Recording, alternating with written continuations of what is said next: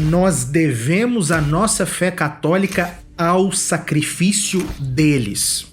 Imagine um governo que te sentencia à pena capital simplesmente por ser católico. Um governo que proíbe missas, demole todas as igrejas, manda queimar as bíblias, os missais, prende os padres, os bispos e depois passa a prender todos os fiéis.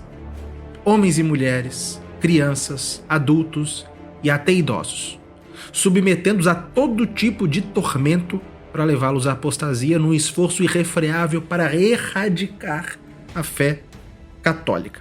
Mas a igreja resistiu, e se não fosse o heroísmo desses católicos de todas as províncias do Império Romano, católicos que nós conheceremos no vídeo de hoje, a fé não teria chegado até nós. Nós estamos falando da grande perseguição e dos santos mártires que padeceram naqueles 10 terríveis anos em que o Império Romano tentou aniquilar a igreja. Em primeiro lugar, eu gostaria de pedir a sua ajuda. Nós iremos tratar aqui hoje de temas bastante sensíveis e o YouTube não irá favorecer esse vídeo, então eu peço a sua ajuda, curtindo, comentando, compartilhando com seus amigos, com os seus grupos, para que este conteúdo alcance mais pessoas. Desde aproximadamente o ano de 260, a igreja gozava de relativa paz. Ela tinha templos visíveis, bispos conhecidos, fiéis em todas as classes sociais e até na corte imperial. E quando, em 284, Diocleciano tornou-se imperador, o que tudo indica, ele não via os cristãos como um grupo a ser exterminado. Parece que ele lhes era indiferente. A grande preocupação de Diocleciano era reorganizar o Império Romano após décadas de instabilidade política, militar, instabilidade econômica, e de fato, ele o fez. No entanto, ele tinha ao seu lado um homem que detestava violentamente o nome cristão, Galério, soldado que Diocleciano associou ao trono imperial como seu co-imperador. E foi Galério que, sob o pretexto de melhorar a disciplina militar, obteve de Diocleciano autorização para exigir que todos os membros do exército romano sacrificassem aos deuses. Isso ocorreu na década de 290 e consistiu no grande expurgo do exército, que não era ainda a grande perseguição, mas que era um prelúdio à grande perseguição, que viria em 303. Foi no curso desse expurgo do exército, que antecedeu, repito, a grande perseguição, que se deu o martírio de São Júlio de Doróstoro, um veterano do exército, que servira nas legiões romanas por 27 anos sem jamais ter sido acusado de falta alguma, mas, tendo se recusado a sacrificar, ele foi preso. O governador Máximo tentou persuadi-lo com todo tipo de promessas, inclusive chamando para si a culpa pelo sacrifício, dizendo: Júlio, sacrifica, que o seu pecado caia sobre mim, que estou te convencendo.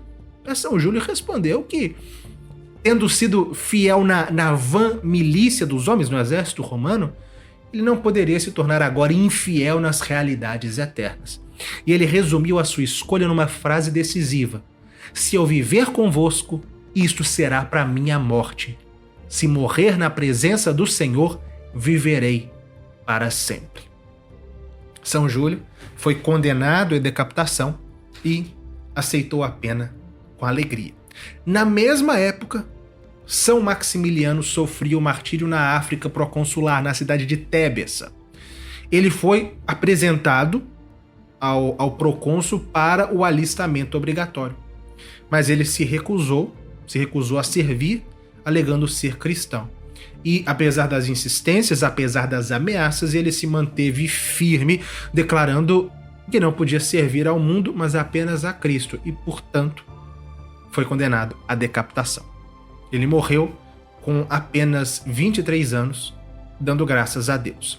Também no grande expurgo do exército padeceu São Marcelo, na cidade de Tínger, atual Tânger, capital da Mauritânia Tingitana, onde hoje é o Marrocos. São Marcelo se recusou publicamente de participar dos sacrifícios pagãos, se despojou das suas insígnias militares e declarou que não poderia mais servir como soldado porque a sua lealdade pertencia somente a Jesus Cristo. E, após confirmar a sua confissão de fé diante do magistrado, São Marcelo foi condenado à morte, sob acusação de violar o juramento militar, e foi executado pela espada e morreu abençoando os seus carrascos. Foi também naqueles anos que se deu o martírio da muito famosa Legião Tebana, na cidade de Agal, no atual Suíça. Tratava-se essa legião de um grande destacamento militar, formado por soldados oriundos da Tebaida, uma região ao sul do Egito, e composta inteiramente por cristãos. E quando o imperador ordenou que essa legião participasse da repressão contra cristãos locais e participasse de ritos idolátricos, todos os soldados da legião se recusaram. Aplicou-se então a eles a punição que se chamava dizimação. Como funcionava?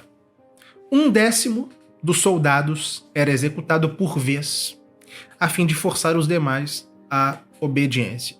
Isso aconteceu depois 2 vezes, mas os que ficaram vivos permaneceram firmes e mandaram dizer ao imperador que eles até podiam combater os inimigos do império, mas jamais derramariam sangue de inocentes ou trairiam a lei de Cristo. A legião tebana era liderada por 3 oficiais: São Maurício, Santo Exupério e São Cândido. E eram eles que exortavam os demais à perseverança.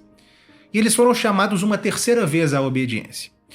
E enviaram ao imperador uma resposta que se tornaria, na minha opinião, uma das mais belas profissões de fé da antiguidade cristã. Mandas que procuremos cristãos para levá-los ao suplício. Já não te é necessário procurar outros, tens aqui a nós, que confessando que Deus Pai é o Criador de todas as coisas, cremos que o seu Filho, Jesus Cristo, é Deus. E, diante dessa constância inabalável, o imperador ordenou o massacre total da tropa. E todos eles, sem resistência alguma, depuseram as armas e apresentaram as cervizes aos algozes, morrendo como rebanho manso, a imitação de Cristo. Logo após o martírio dos tebanos, o imperador Maximiano, um dos co-imperadores com Diocleciano, e justamente aquele que ordenou a execução deles, dirigiu-se à cidade de Marsella. E foi levado diante dele um outro oficial, São Vítor, que se recusou repetidas vezes a sacrificar, e proclamando com clareza a divindade de Jesus Cristo, além de denunciar a falsidade dos deuses pagãos. São Vítor de Marsella foi submetido a muitos suplícios, mas se manteve inabalável, chegando inclusive a converter 3 soldados, Alexandre, Longino e Feliciano, que receberam o batismo e logo depois foram decapitados. São Vítor chegou mesmo a derrubar com o pé um altar de Júpiter e, como punição, ele foi esmagado sob a mó de um moinho e, por fim, decapitado. Isso tudo aconteceu durante o expurgo do exército, no final do século III. Mas, como eu disse, isso era apenas um prelúdio da tempestade que iria se desencadear sobre a igreja em 303. O que começou naquele ano? O que começou em 303? A maior e mais terrível perseguição sofrida pela Igreja Católica até então. E uma das maiores da história. A Grande Perseguição. Diferentemente das perseguições de Décio e Valeriano no século III, que foram limitadas à iniciativa pessoal de um único imperador, a Grande Perseguição foi levada a cabo por 4 imperadores, mais ou menos simultâneos, que compunham o regime da chamada Tetrarquia. Em primeiro lugar, Diocleciano, o chefe da Tetrarquia. A Grande Perseguição passaria à história justamente como a perseguição de Diocleciano. Ao lado dele, Maximiano, que promoveu a perseguição nas províncias do Ocidente. Em terceiro lugar, Galério, o principal instigador da perseguição. E, finalmente, Maximino Daia, um inimigo furibundo da igreja e perseguidor no Oriente. A grande perseguição foi institucionalizada em 4 éditos persecutórios. O primeiro foi publicado em fevereiro de 303. Ele proibia as assembleias cristãs, ordenava que as igrejas fossem demolidas, que os livros sagrados fossem entregues ao fogo e que os cristãos que exercessem cargos públicos fossem obrigados a abjurar da sua fé. Ainda em 303, foi publicado um segundo édito que ordenava que se aprisionassem todos os chefes da igreja.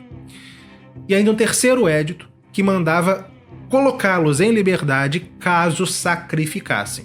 E caso se recusassem, eles deveriam ser submetidos a cruéis tormentos.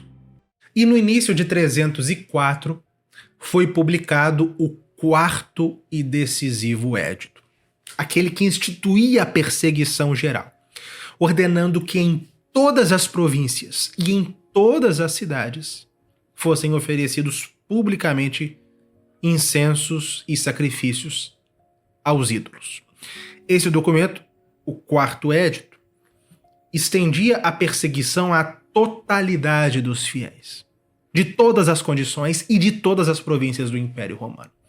Com isso, inaugurou-se uma perseguição que, no Ocidente, duraria até 305, mas que, no Oriente, se prolongaria até 313. Foram, portanto, 10 anos de perseguição. Os primeiros mártires foram os de Nicomédia, onde Diocleciano residia. Morreram milhares, dentre eles um dignatário cristão que rasgou publicamente o quarto édito, os servidores imperiais São Doroteu e São Gorgônio, que foram cruelmente atormentados até a morte, o bispo de Nicomédia, São Antimo, que foi decapitado, e uma multidão de fiéis foi massacrada sob a acusação de mandar incendiar o palácio imperial.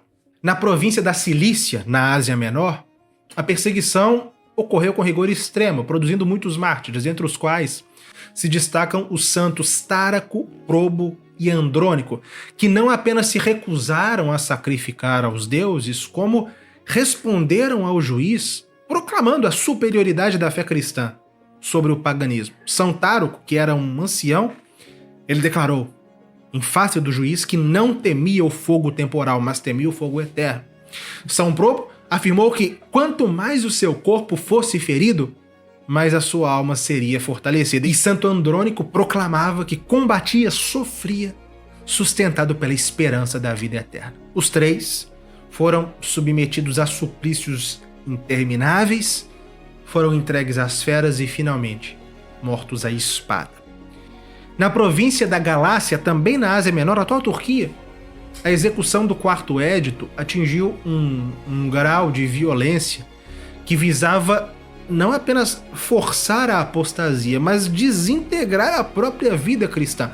Proibiu-se até mesmo o sepultamento dos mártires. E foi nesse contexto que ocorreu o martírio de São Teódoto de Ancira. Era um leigo, um homem de vida humilde, que, ao ver o poder imperial humilhar 7 virgens cristãs idosas e as afogar no lago, São Teódoto foi lá, arriscou a própria vida para recolher os corpos e sepultá-los. E em seguida ele se apresentou ao tribunal, desmontou as histórias, os mitos pagãos e proclamou que o Cristo crucificado era o verdadeiro Deus.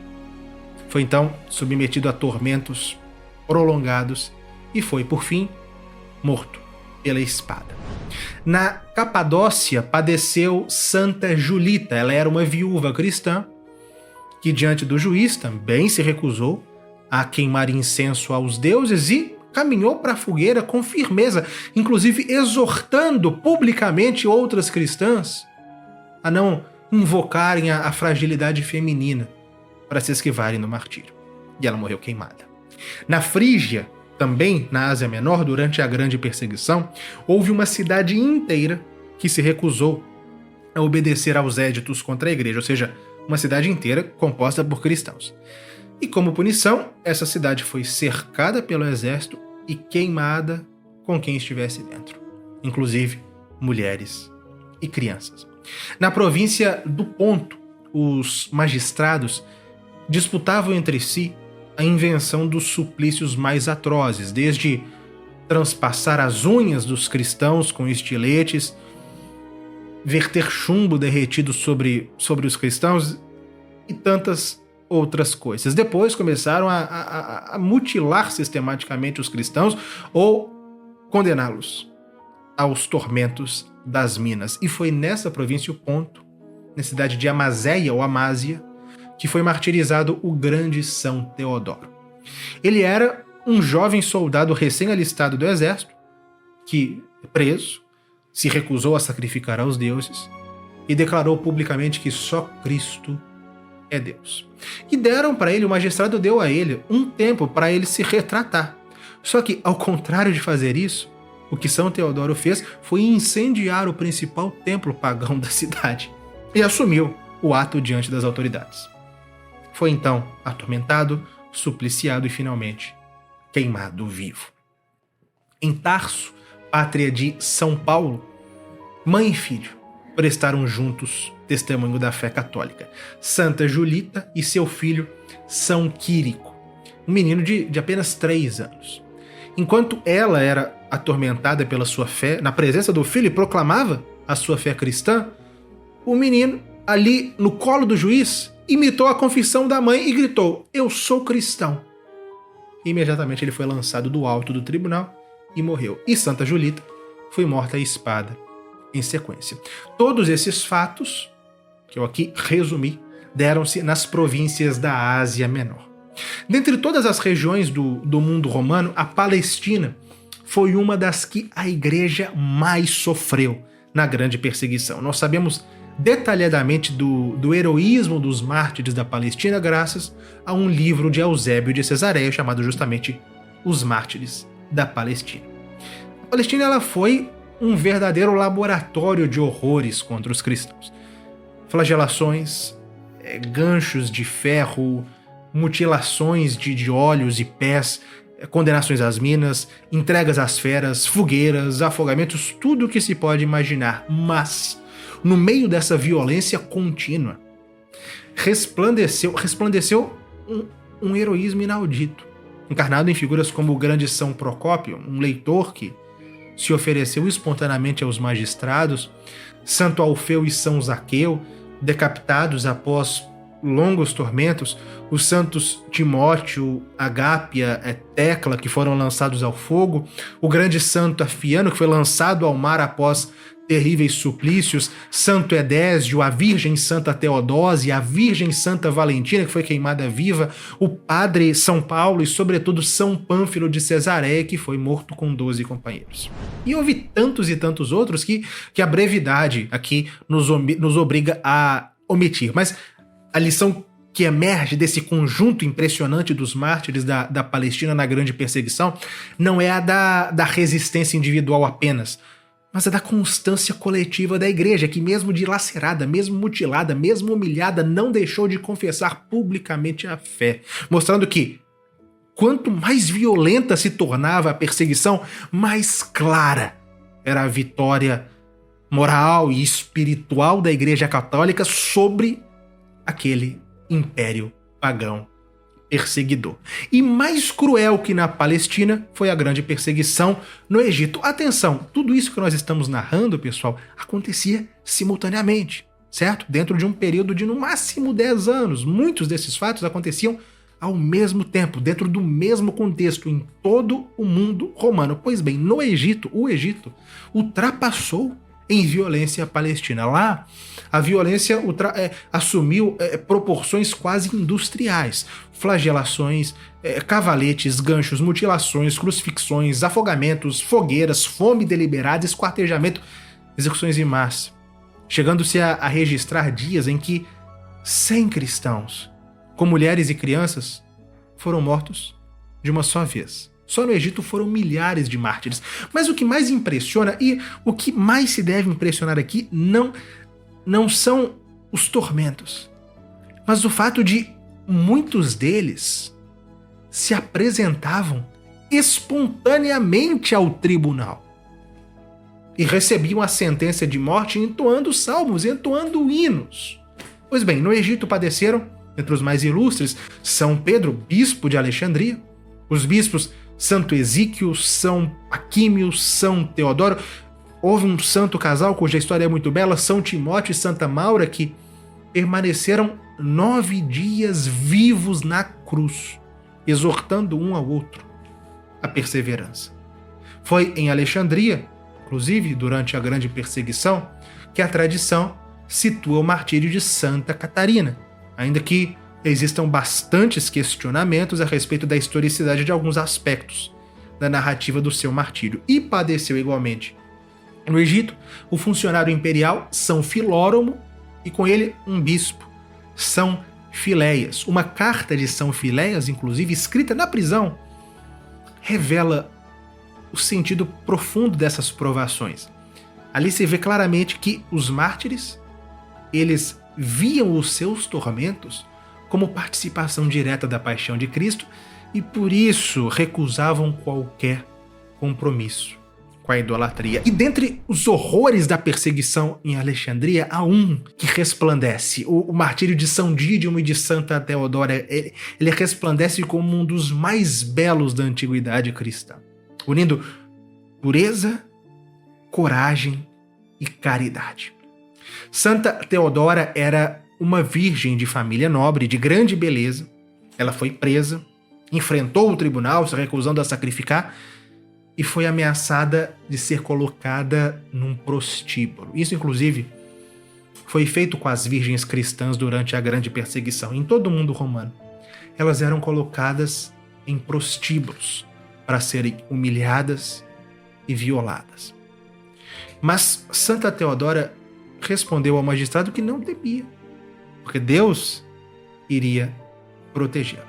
Quando a sentença foi executada e Santa Teodora foi de fato conduzida ao lupanar, a providência respondeu por meio de São Dídimo, um jovem cristão que, movido por uma caridade viril, entrou no prostíbulo disfarçado de soldado, trocou de roupa com Santa Teodora e ficou lá no lugar dela, assumindo assim o risco de morrer para salvar a pureza da irmã, que por sua vez escapou com roupas de soldado. E, descoberto lá dentro, São Dídimo confessou que também era cristão e foi decapitado. Ele ofereceu a própria vida pela fé e pela pureza de Santa Teodora. E esta, bom, ela não aceitou sobreviver às custas do sangue de São Dídimo. Afinal, como escreveria Santo Ambrósio ao comentar essa história, ela fugiu do opróbrio, mas não do martírio. Ela foi morta logo depois. Santa Teodora conservou intacta a pureza que ela prometeu a Cristo, e São Dídimo mostrou que a verdadeira nobreza é justamente entregar a própria vida em prol de Cristo e do irmão.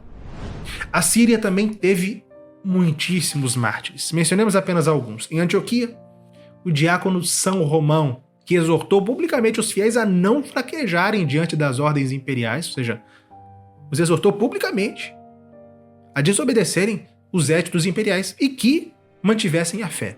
Por isso ele foi preso, submetidos a cruéis suplícios diante do imperador Galério.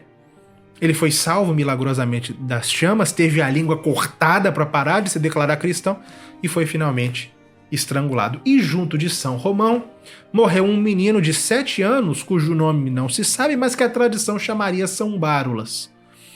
Ele confessou a fé diante do tribunal, suportou muitos tormentos e, por fim, foi decapitado. Também em Antioquia padeceu São Barlaão. A história dele é muito interessante. Ele era um camponês simples e letrado, mas de fé inquebrantável. Ele foi obrigado a segurar um incenso sobre o fogo para forçar um sacrifício aos deuses. Eles pegaram sua mão, colocaram um incenso nela e embaixo acenderam o fogo, a fim de, em razão do calor, da queimadura, ele abrir a mão e o incenso cair. Mas ele manteve as mãos firmes enquanto eram queimadas, sem deixar cair um só grão. Depois o mataram. Também em Antioquia morreu a Virgem Santa Pelágia. No interior da Síria, uma mãe, Santa Dômina, e suas filhas, Santa Bérnica e Santa Prosdoca, padeceram também na grande perseguição. E em Egeia, também na Síria, padeceram os célebres irmãos mártires São Cosme e São Damião. As províncias da Península Balcânica também foram muito provadas, muito castigadas na grande perseguição, porque pertenciam à jurisdição de Galério. Em Tessalônica ocorreu o martírio de 3 irmãs, as santas Ágape, Quíonia e Irene, que eram virgens. Elas ocultaram as escrituras para salvá-las da profanação e logo depois se recusaram a participar dos sacrifícios. Elas foram então levadas ao governador Dulcécio, que, incapaz de dobrar a constância delas, condenou Ágape e Quíonia à fogueira. Irene, por sua vez, foi submetida à tentativa de desonra pública, sendo enviada a um lupanar, como fizeram a Santa Teodora em Alexandria. No entanto, por uma proteção singular da providência também, Santa Irene saiu de lá ilesa e inviolada. E como persistiu na confissão de Cristo, ela seguiu o caminho das irmãs, sendo entregue ao fogo enquanto entoava salmos. Ao mesmo tempo, na Trácia, perecia o bispo São Filipe de Heracleia. Ele foi interrogado várias vezes, repetidas vezes, sobre o sacrifício aos deuses, mas se recusou peremptoriamente, respondendo com uma fórmula que sintetiza toda a sua paixão: poderás torturar-me, não vencer-me, pois ninguém me há de levar a sacrificar. E dizendo ao magistrado que ele recebeu poder para punir, mas não para dobrar a consciência dele. Ele foi supliciado e, mesmo já coberto de feridas, São Filipe foi arrastado pela cidade, ameaçado com tormentos cada vez maiores, mas se manteve firme, dizendo que ao imperador se devia honra, mas adoração só a Deus. Ele morreu queimado com 2 companheiros, São Hermes e São Severo. Na província da Nórica, onde hoje é a Áustria, o mártir mais célebre foi São Floriano. Ele foi preso na cidade de Lauríaco. Ele era um antigo funcionário imperial e, ao saber que 40 cristãos estavam sendo presos e atormentados, foi ele próprio confessar a fé. Ele foi então preso e afogado no rio Ems. Na Dalmácia, onde hoje é a Croácia, a Bósnia, na grande perseguição, padeceram São Dômino, bispo de Salona, assim como Santo Anastácio, São Félix, Santo Astério, que era padre, São Septímio, que era diácono com alguns companheiros, e 4 soldados, os santos Antíoco, Pauliniano, Télio e Gaiano. Na Panônia Superior foi martirizado o bispo São Vitorino de Petal. Na Panônia Inferior padeceram na cidade de Sírmio o padre São Montano, sua esposa Santa Máxima e 40 companheiros. Também em Sírmio padeceu o bispo Santo Irineu, em cujas atas se encontra uma das cenas mais duras e ao mesmo tempo mais luminosas da história das perseguições. Santo Irineu foi conduzido ao governador Probo, se recusou a sacrificar, aceitou os tormentos, declarou que preferia sofrer por Cristo a salvar a vida por meio da apostasia. Muito bem. No entanto, veio a prova mais dolorosa depois disso. Seus pais, seus parentes, seus criados, vizinhos foram todos trazidos ali para o tribunal. Família inteira ali reunida, implorando que Irineu tivesse pena dele e deles, e que ele vivesse. E o juiz insistiu. Ceda ao menos por causa desses que você ama. Mas Santo Irineu respondeu com firmeza que não reconhecia parentes fora de Cristo. Ele não renegou o amor familiar, mas o submeteu inteiramente a Deus. E, condenado à morte, Santo Irineu de Sírmio caminhou para o suplício dando graças, rezou pela igreja, entregou a vida com serenidade. Seu martírio revela que a fidelidade cristã não consiste apenas em suportar dores físicas, mas em aceitar, quando Deus pede, a mais profunda das renúncias. Saber colocar o amor de Cristo acima de todo o afeto humano, ainda que mais legítimo. Santo Irineu de Sírmio foi morto pelo governador Probo, que também executou São Polião, em Cíbale. Interrogado, São Polião não se limitou a afirmar que era cristão, mas também proclamou que obedecia aos mandamentos de Cristo Rei, que, segundo ele, eram superiores aos éditos dos imperadores. E, ante a ameaça de perder a vida, São Polião respondeu que era insensatez trocar os bens perpétuos pelas coisas caducas desse mundo. E ele aceitou com alegria a sentença. Ele morreu queimado vivo, e o seu martírio foi uma proclamação que Cristo não reina só nos céus, mas que reina também sobre a terra. Outro mártir em Sírmio foi São Cireno, que era um simples jardineiro. A história dele também é curiosa, porque ele não precisou declarar-se cristão para ser preso. A sua própria conduta moral o denunciou, porque a virtude de São Cireno levou os pagãos a desconfiarem de que se tratava de um cristão. No fundo, eles estavam reconhecendo a superioridade moral daqueles que perseguiam. Então, São Cireno foi interrogado, confirmou que era cristão e foi degolado.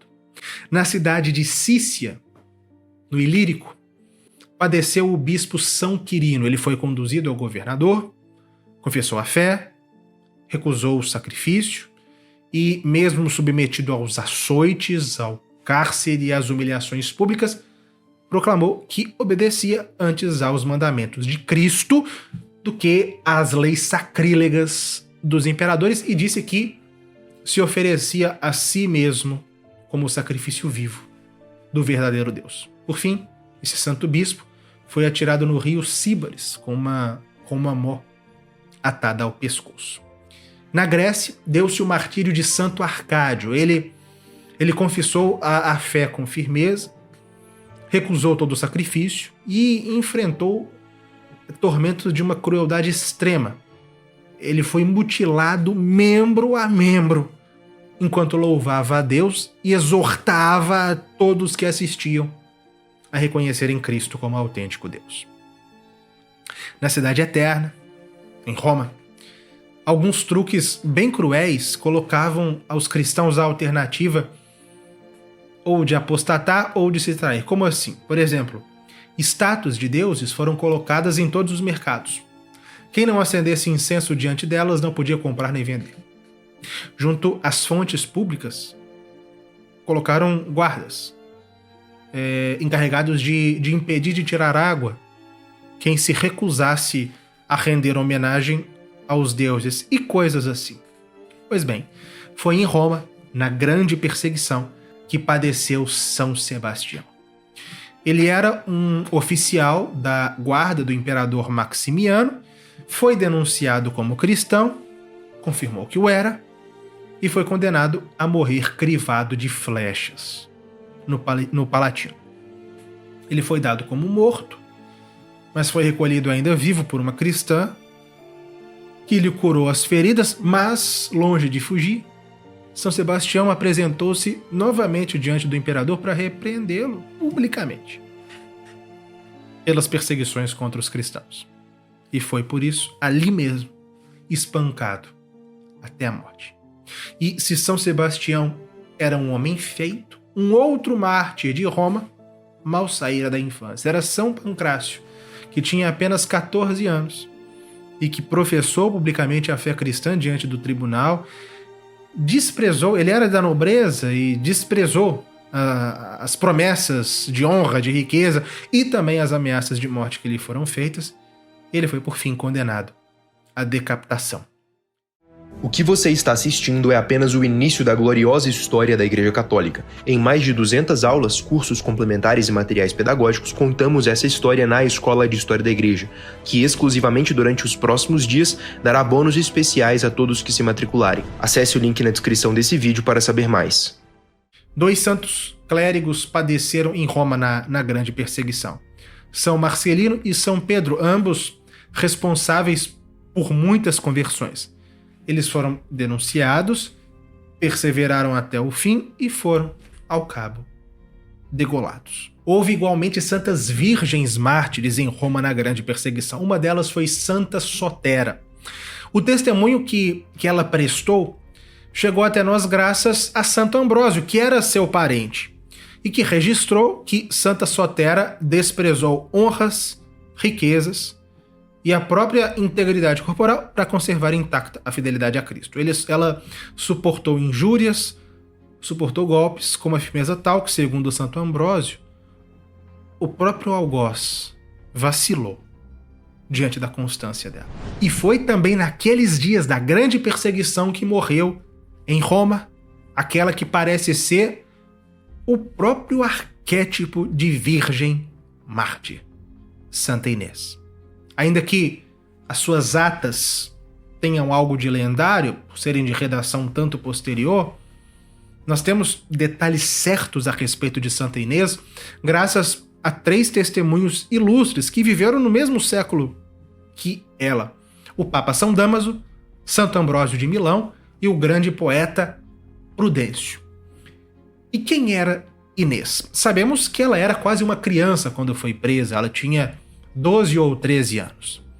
E no auge da perseguição, ela, arrebatada por um santo zelo, ela escapou de casa e se apresentou espontaneamente ao magistrado, confessando-se cristã. E durante o interrogatório, surgiram propostas de casamento, em razão da beleza e da nobreza dela.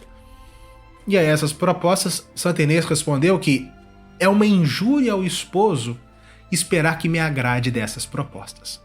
Aquele que primeiro me escolheu para si, tomar-me-á. Por que demoras, verdugo? Pereça um corpo que pode ser amado por olhos de quem não quer. Ameaçada pelo fogo, Inês não recuou, ela se ofereceu aos suplícios com uma serenidade desconcertante. Ela apresentou o corpo, o frágil corpo, à violência do poder imperial, como quem já havia anteriormente vencido, e já havia mesmo.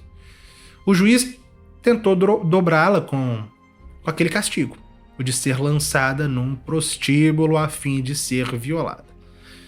Mas ainda ante essa ameaça, Santa Inês permaneceu inabalável, afirmando sua confiança de que Cristo não permitiria que sua pureza fosse imaculada. Ela foi então conduzida ao lugar infame, onde hoje se ergue a Basílica de Santa Inês in Agone, na Piazza Navona, em Roma. Ela foi despida, mas, segundo o antigo testemunho do Papa Damaso, os seus próprios cabelos cobriram-lhe o corpo, e um único jovem ousou fitá-la com um olhar impuro e foi imediatamente castigado, ficando cego. E, conforme a tradição, pela oração da própria santa, o castigo foi suspenso e o jovem recuperou a vista. Por fim, Santa Inês foi condenada à decapitação, com um único golpe, a espada posterma, a sua vida terrena. Santa Inês foi sepultada na propriedade da sua família na Via Nomentana, e poucos dias depois do seu sepultamento, um outro se lhe somou. A sua irmã de leite, Santa Emerenciana, enquanto rezava na tumba de Inês, foi apedrejada por uma turba de pagãos furiosos.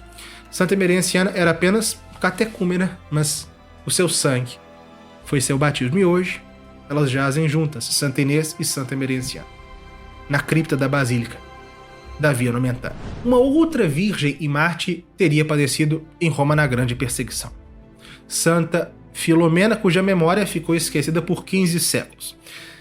Desse ou não fé as revelações privadas a respeito dela, descobertas arqueológicas impossibilitaram que se duvidasse da historicidade de Filomena, porque em 1802, nas catacumbas de Priscila, em Roma, foi encontrado um túmulo com o epitáfio: "A paz esteja contigo, Filomena". E dentro do túmulo se encontrou o esqueleto de uma mulher de entre 13 e 15 anos. Junto dele havia um frasco de vidro com vestígios de algo que alguns consideraram sangue. Supôs-se então que aqueles eram os restos mortais de uma virgem mártir chamada Filomena. O seu culto se popularizou e foi inclusive aprovado por sucessivos papas. Todo o restante da Itália teve os seus mártires na grande perseguição. Em Fórmia, morreu o bispo Santo Erasmo. Em Pozzuoli, padeceu o célebre São Januário, bispo de Benevento, conhecido até hoje pelo milagre do seu sangue que se liquefaz. Em Basilicata, São Vito, que era um menino de 12 anos, foi imolado junto a Santa Modesta e a São Crescente. Em Assis, morreu o bispo São Sabino, com seus diáconos, Santo Exuperâncio e São Marcelo. Na Córcega, morreu a Virgem Santa Devota. Também na Itália, em Imola, durante a Grande Perseguição, morreu São Cassiano, que era um professor, um mestre-escola. Ele foi preso, se recusou a sacrificar aos deuses, e a sua sentença foi particularmente cruel. Ele foi entregue aos seus alunos, que o detestavam por causa do seu rigor na sala de aula, e eles o atormentaram até a morte, com as suas tabuletas, os seus estiletes, os seus instrumentos de escrita. Ao mesmo tempo morria em Spoleto o padre São Gregório. Ele foi preso pelo magistrado Flaco, e São Gregório de Spoleto se recusou reiteradamente a sacrificar aos ídolos, confessou Cristo com firmeza, declarando que melhor é para mim que se me aniquile o corpo antes que a alma. Ele foi submetido a açoites, a grelha em brasa, mas permaneceu inabalável, afirmando ainda que, mesmo que aniquiles meu corpo inteiro, o Senhor sustenta e vivifica a minha alma. Por fim, ele foi decapitado no anfiteatro. Na Sicília houve 2 célebres mártires: Santo Euplo, em Catânia, um diácono, e a ainda mais célebre virgem de Siracusa, Santa Luzia ou Lúcia. As atas de Santa Luzia não têm muito valor histórico, mas a existência da santa e de seu martírio estão fora de dúvida. Do que se sabe dela com certeza é que Luzia era uma virgem que ofereceu a sua virgindade a Deus e compareceu diante de um magistrado durante a Grande Perseguição. O magistrado deve tê-la ameaçado colocar, como outras virgens cristãs, num lugar de devassidão, como fizeram com Santa Irene, com Santa Inês, com Santa Teodora. E por fim, a santa morreu pelo gládio.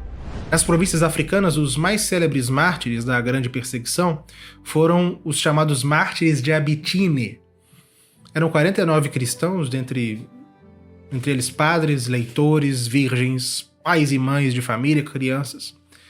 E eles foram surpreendidos enquanto se celebrava missa dominical, contra a previsão expressa dos éditos persecutórios e que proibiam, né, o culto cristão.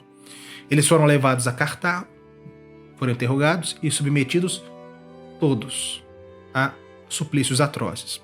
São Saturnino, que estava entre os presos e era padre, ele afirmou que a celebração do dia do Senhor não se pode interromper. E o leitor Santo Emérito, ele respondeu em nome de todos com uma frase que atravessou os séculos: Sine Dominico non possumus. Sem o domingo, não podemos.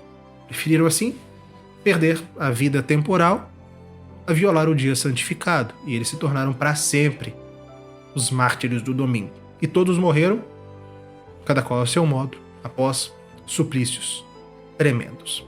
Padeceu ainda na África São Félix, bispo de Tibiuca, que se destacou pela sua firme recusa de entregar as Sagradas Escrituras às autoridades imperiais. Ele foi preso, levado a Cartago e se manteve inabalável diante do procônsul, repetindo que era melhor obedecer a Deus do que aos homens. E ele morreu decapitado.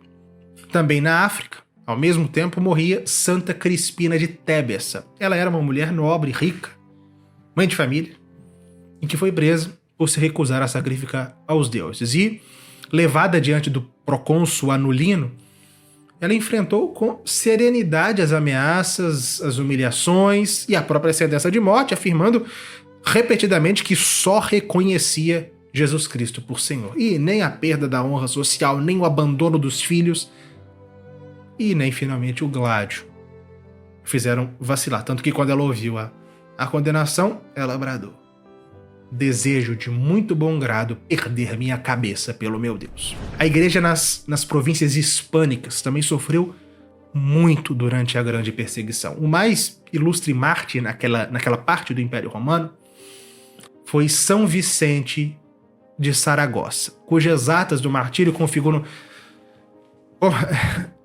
um dos mais impressionantes relatos hagiográficos que eu já li. Ele era um diácono da igreja de Saragossa e que foi levado preso a Valência. E o terrível governador, chamado Públio Daciano, atormentou São Vicente das formas mais inimagináveis.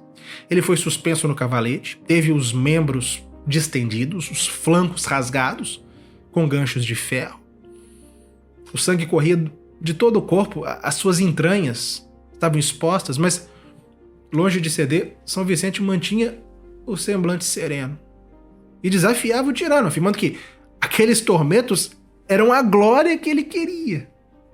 Depois, São Vicente foi lançado sobre uma grelha incandescente, foi queimado vivo, foi atravessado por lâminas. O corpo dele era uma pura chaga, a ponto de os carrascos, não tendo mais como atormentar, tinham que reabrir as chagas cicatrizadas para continuar a supliciá-lo.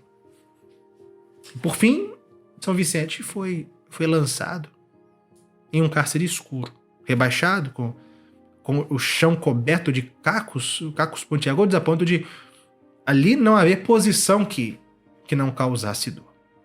E o governador, furioso, tentou impedir que ele morresse, para torturá-lo de novo. Sim, o perseguidor ordenou que São Vicente fosse tratado e que se recuperasse para voltar a ser torturado. Mas se frustrou, porque assim que São Vicente foi colocado no leito, ele morreu serenamente. Com isso, Deus mostrava que os seus santos só morrem quando ele permite. Este mesmo governador daciano foi quem executou Santa Eulália de Mérida, essa Santa Inês da Espanha. Ela tinha apenas 12 anos, mas ela não suportou ver os cristãos atormentados enquanto ela permanecia em segurança. Ela fugiu de casa, se apresentou voluntariamente ao tribunal e confessou Cristo com uma liberdade que nem a ameaça dos suplícios conseguia dobrar. Santa Eulália, ela cuspiu no rosto do magistrado, derrubou os ídolos e pisou o incenso.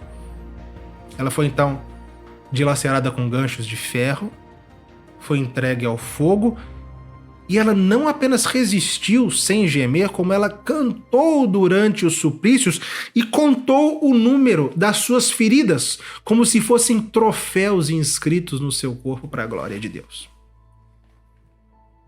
Ela morreu asfixiada pela fumaça. Também na Espanha, multidões morreram na cidade de Saragossa, que o poeta Prudêncio chamaria de a pátria de mártires.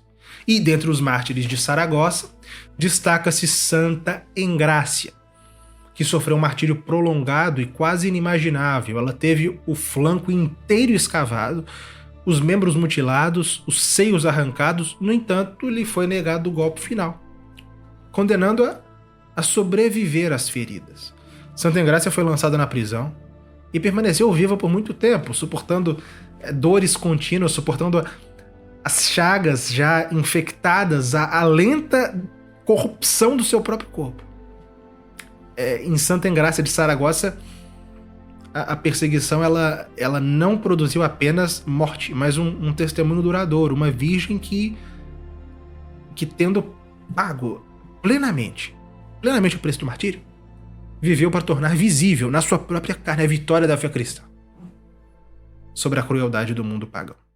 Todos os que se matricularem até o dia 20 de fevereiro receberão 5 cursos complementares na Escola de História da Igreja: a História de Roma, Patrística, o Sentido Católico da História, Muralhas da Igreja e Geografia Histórica, além de garantir imediatamente acesso ao curso História Monástica e já garantir a sua vaga para o curso vindouro de História do Catolicismo no Brasil. Matricule-se pelo link na descrição e aproveite os bônus. Em Córdoba, também na Espanha, padeceram na grande perseguição São Fausto, São Januário e São Marcial. Eles se apresentaram espontaneamente ao magistrado, repreendeu o magistrado por perseguir os cristãos, foram atormentados para que apostatassem, mas perseveraram e, por fim, foram queimados vivos. Na província da Récia, a mártir mais célebre foi Santa Afra, que vivia na atual Augsburgo, na Alemanha. E ela era conhecida publicamente como prostituta, mas se converteu à fé católica e fez penitência.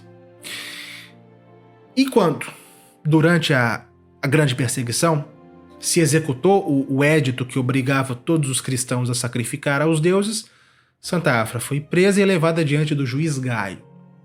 Ele mandou que ela apostatasse, dizendo a ela que, pela sua vida passada, ela não podia ser chamada cristã. Novamente os pagãos reconhecendo que os cristãos eram mais virtuosos. Mas Santa Afra respondeu. Ela pronunciou uma das confissões mais comoventes de toda a história da igreja. Ela disse: não mereço por certo dizer-me cristã, mas por misericórdia de Deus, que não julga segundo o merecimento e sim segundo a sua piedade, ele me consentiu que tivesse esse nome. E quando o juiz lhe prometeu salvação se ela sacrificasse, Santa Afra respondeu com firmeza serena: minha salvação é Cristo, que enquanto pendia da cruz, prometeu os bens do paraíso ao ladrão que então o confessava. E, recusando até o fim a sacrificar, Santa Afra foi condenada à morte. Ela foi conduzida a uma ilha no meio do rio Lech, onde ela foi amarrada a uma estaca e foi queimada viva. E ali, entre as chamas, ela ofereceu a Deus o corpo com o qual pecara, dizendo: Senhor Deus onipotente, Jesus Cristo, que não vieste chamar os justos, mas os pecadores à conversão, e cuja promessa é verdadeira e clara, porquanto te dignaste dizer que no momento mesmo em que um pecador se converter de suas iniquidades, já não te recordarás então dos seus pecados, recebe nessa hora da minha paixão a minha penitência. E através desse fogo temporal preparado para o meu corpo, livra-me daquele fogo eterno que queima ao mesmo tempo o corpo e a alma.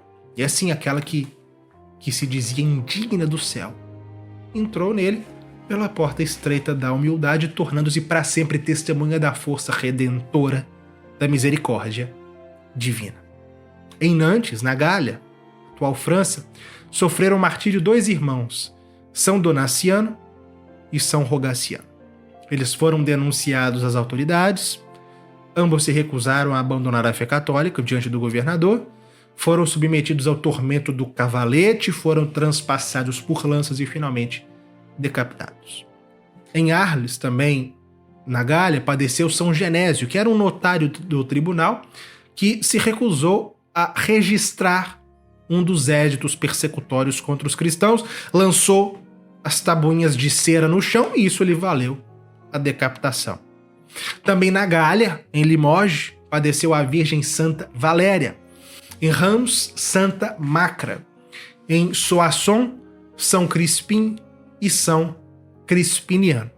E em Amiens, padeceu o primeiro bispo dessa cidade, São Firmino. Há dele uma estátua erguida no pórtico da catedral da sua cidade, 9 séculos depois do seu martírio. E nela, o escultor conseguiu imprimir no olhar, no gesto altivo, a serenidade que deve ter emanado desse santo bispo quando ele ofereceu sua vida por Cristo. Pois é assim como o São Firmino da Catedral de Amiens, que a igreja sempre viu essa multidão de heróis que triunfou sobre a dor e sobre a morte para proclamar a fé em Cristo e a sua igreja, como vencedores luminosos, pertencendo antes ao céu do que a este mundo.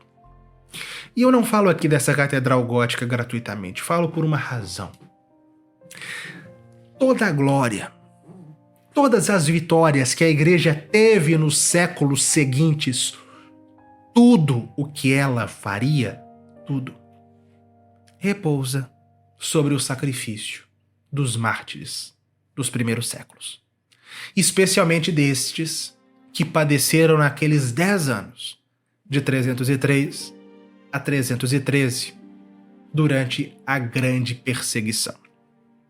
Essa perseguição, que nós hoje conhecemos, encerrou-se em 313, quando os imperadores Constantino e Licínio publicaram o Édito de Milão, que garantiu plena liberdade de culto aos cristãos. Depois, é verdade, Licínio reiniciaria a perseguição no Oriente e, sob o seu governo, padeceram o bispo São Brás, São Górdio de Cesareia e os 40 mártires de Sebaste.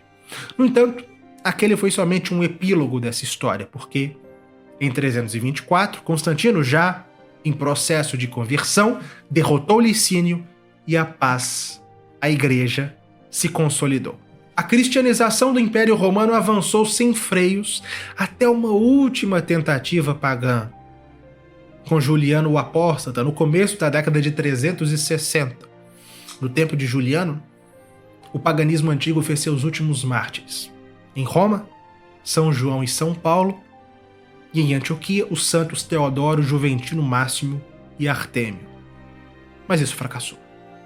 Em 380, o imperador Teodósio proclamava a fé católica como religião oficial do Império Romano.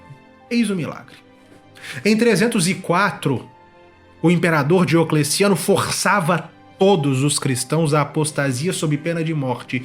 Menos de 80 anos depois, um outro imperador fazia da fé daqueles mártires a religião oficial do Império.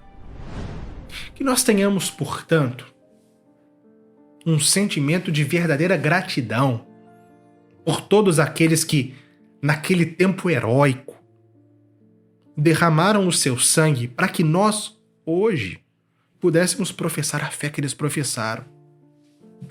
Os mártires, eles não são ornamento devocional, eles são fundação. Tudo que nós vimos até aqui, a vida e morte dos mártires, não é apêndice devocional da história católica. É o seu fundamento. O sacrifício deles unido ao sacrifício de Cristo foi historicamente fundamento de tudo o que a igreja viveu depois. A igreja venceu porque muitos aceitaram perder tudo. E esse sangue não foi estéril. Ele foi semente, e não apenas porque esses homens e mulheres conquistaram a coroa no céu. Sim, todos eles, todos esses mártires que nós narramos aqui, especialmente nesse vídeo, que morreram ao mesmo tempo, mas que não se conheceram uns aos outros, estão hoje todos juntos no céu. Mas não apenas isso. Eles também, sem que soubessem disso, pavimentaram toda a expansão da igreja em todos os séculos posteriores. Bom, o paganismo, ele julgou que iria esmagar a igreja. E, no entanto, foi a igreja que o venceu. E essa história não termina com Diocleciano. O martírio assume formas diversas. Há tempos em que ele é sangue. Há tempos em que ele é renúncia. Há tempos em que o combate é pelo intelecto, pela simples correição de vida, pela simples vida moral. Mas, em qualquer época, a pergunta permanece: a quem pertencemos? Hoje, os cristãos ainda derramam sangue em muitas partes do mundo, mas mesmo quando não há fogo, nem arena, nem fuzilamento ou algo que o valha, há outra pressão. Não para negar o nome de Cristo com palavras, mas para negar, na prática, as verdades que a fé exige. E nós cremos com sinceridade, não é apenas discurso, que conhecer essas histórias, conhecer esses exemplos é fonte de força. Afinal, a igreja, ela fez questão de recolher, de registrar tudo isso, de preservar essas histórias, de divulgá-las entre os fiéis. Por quê? Porque são exemplos reais para nós. E é por isso que nós acreditamos que a história da igreja, ela não é um luxo. Estudar a história da igreja não é um luxo, é um chamado. E eu te dou 3 razões. Em primeiro lugar, a defesa da fé. A fé católica, a mesma fé dos mártires e de todos os santos ao longo dos últimos 2000 anos, ela é atacada. E não apenas pelas ideologias modernas, mas pela forma de vida mundana que colide frontalmente com a vida cristã. E hoje, muitas vezes, o martírio ele é intelectual. Se nós não conhecemos a história da igreja, as suas lutas, as suas crises, os seus inimigos, os seus santos, sua doutrina, nós ficamos desarmados diante das várias formas de perseguição. Há uma segunda razão. Muitos pronunciam nomes de santos, os veneram, pedem-lhes auxílio, mas ignoram suas vidas, suas virtudes, o preço que pagaram por sua fidelidade a Cristo. Mas como nós iremos imitar aquilo que não se conhece? Sim, porque os santos eles são intercessores, mas também devem ser modelos.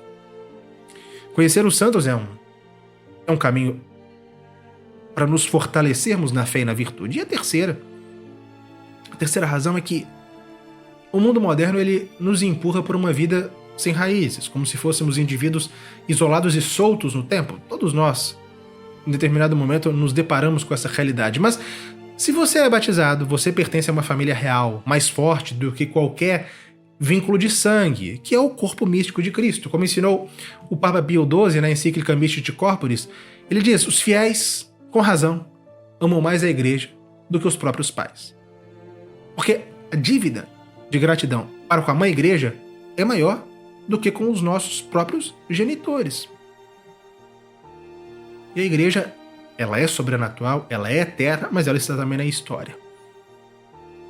E se nós pertencemos a essa igreja, bom, quão conveniente não será conhecer essa história que também é nossa. Por isso, convido você a se matricular hoje na Escola de História da Igreja.